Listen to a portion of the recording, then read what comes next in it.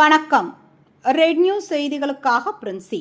சோழவரம் அருகே ஆத்தூர் அருள்மிகு ஸ்ரீதேவி கருமாரியம்மன் திருக்கோவிலில் ஸ்ரீ சிவன் பார்வதி திருக்கல்யாண வைபவ நிகழ்ச்சி நடைபெற்றது.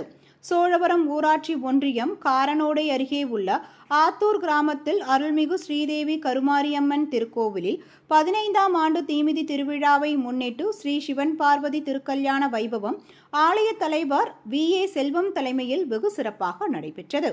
ஆலய இளைஞர் குழு தலைவர் S வீரபத்திரன் முன்னிலை வகித்தார்.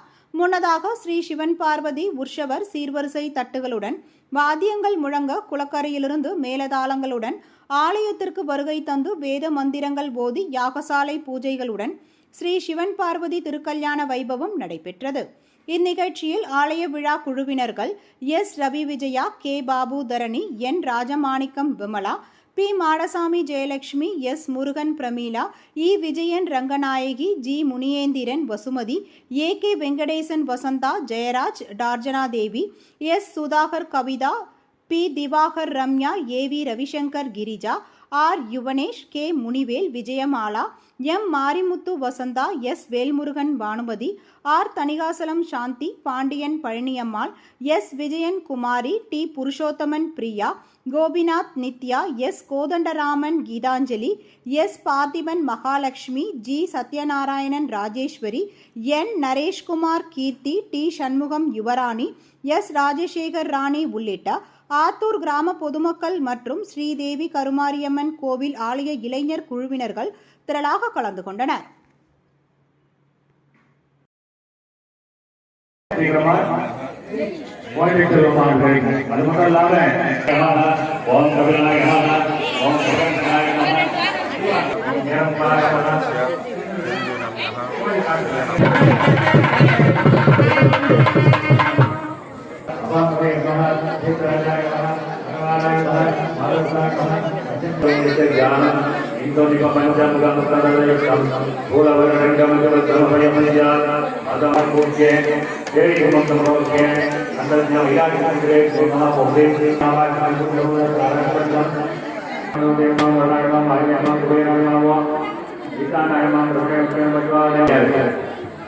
அப்போ பிள்ளையார் கைவிடாத ஒரு செயல் செஞ்சனா